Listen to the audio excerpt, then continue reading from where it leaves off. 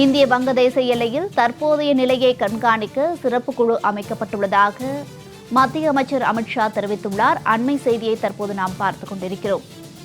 விரிவான விவரங்களுடன் செய்தியாளர் ஆண்டன் இணைப்பில் இருக்கிறார். அவரிடம் விவரங்களை கேட்டு அறியலாம். வணக்கம் ஆண்டன். இந்திய வங்கதேச எல்லையில் தற்போதைய நிலையை கண்காணிக்க சிறப்பு குழு அமைக்கப்பட்டுள்ளதாக தெரிவிக்கப்பட்டுள்ளது. இது குறித்தான விரிவான விவரங்களை பதிவிடுங்க. அந்த பங்களாதேஷை பொறுத்தவரையில் அங்கு புதிய அரசு இடைக்கால அரசு பொறுப்பேற்றிருந்தாலும் கூட இயல்பு நிலை இன்னும் முழுவதுமாக அங்கு திரும்பாத ஒரு சூழ்நிலை இருந்து கொண்டிருக்கின்றது. வன்முறை காடாக மாறிய பங்களாதேஷை பொறுத்தவரையில் ஏற்கனவே கிட்டத்தட்ட 300க்கும் மேற்பட்டோர் இழந்திருப்பதாக தெரிவிக்கப்பட்டிருக்கின்றது. இது போன்ற ஒரு சூழ்நிலையில் பங்களாதேஷ் பிரதமராக இருந்த ஷேக் ஹசீனா இந்தியாவில் தஞ்சமடைந்தார். அவருக்கு இந்தியாவில் அடைக்கலம் கொடுக்கப்பட்டிருக்கின்றது. இது போன்ற ஒரு சூழ்நிலையில் இரு நாடுகளுடைய எல்லைப் பகுதி மிகவும் முக்கியமாக உன்னிப்பாக கண்காணிக்கப்பட்டு வருகின்றது.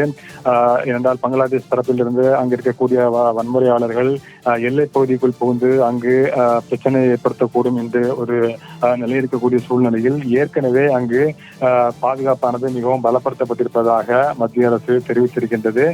நிலைமை எல்லைப் பகுதியை பொறுத்தவரையில் நிலைமை தொடர்ந்து கண்காணிக்கப்பட்டு வருவதாகவும் மத்திய அரசு தெரிவித்திருக்கின்றது.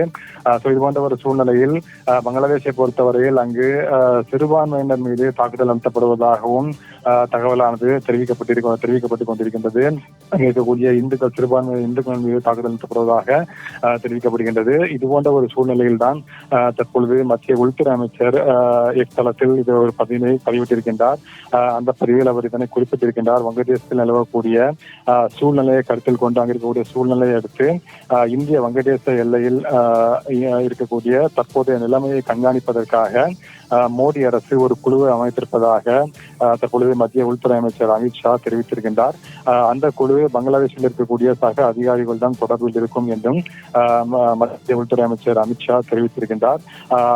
பங்களாதேஷத்தில் இருக்கக்கூடிய இந்தியர்கள், இந்துக்கள் மற்றும் பிற சிறுபான்மை சமூகத்தினுடைய பாதுகாப்பை உறுதி செய்வதற்காக இந்த குழு அமைக்கப்பட்டிருப்பதாகவும் அதன் அடிப்படையில் பங்களாதேஷ் அதிகாரிகள் தான் தொடர்பில் இருந்து இந்த குழுவானது முழுமையான நடவடிக்கைகளை மேற்கொள்ளும் இந்திய பிரஜைகளை பாதுகாப்பதற்கும் சரி, இந்துக்கள் மற்றும் பிற சிறுபான்மை சமூகத்தினரை பாதுகாப்பதற்கும் உரிய நடவடிக்கைகளை மேற்கொள்ளும் என்று தெரிவிக்கப்பட்டிருக்கின்றது. இது போன்ற ஒரு சூழ்நிலையில் தான் தற்பொழுது ஒரு முக்கியமான ஒரு கட்டத்தில் மத்திய அரசு இந்த குழுவினை அமைத்திருக்கின்றது. இந்த குழுவுக்கு எல்லை பாதுகாப்பு படையினுடைய கிழக்கு பிரிவு ADGP தலைமை தாங்குவார் என்றும் மத்திய உள்துறை அமைச்சர் அமித்ஷா தற்பொழுது எக்ஸ் தளத்தில் பதிவிட்டிருக்கின்றார். ஆண்டன், விரிவான விவரங்களுக்கு நன்றி.